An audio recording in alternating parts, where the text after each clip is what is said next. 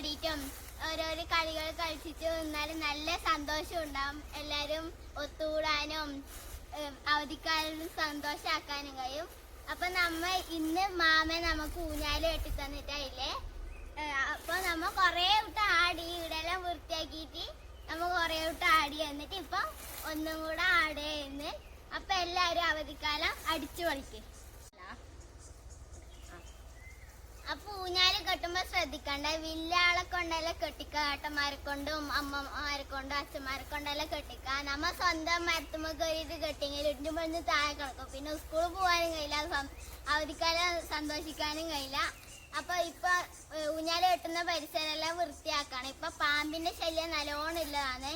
എല്ലാ ദിവസവും നമ്മ ഒരു വാർത്തയായിട്ടെങ്കിലും കേൾക്കും, ഒരു പാമ്പ് കടിച്ചിട്ട് മരിച്ചു, അല്ലെങ്കിൽ പാമ്പ് കടിച്ചിട്ട് ചികിത്സയിലായില്ലത് എന്നെല്ലാം.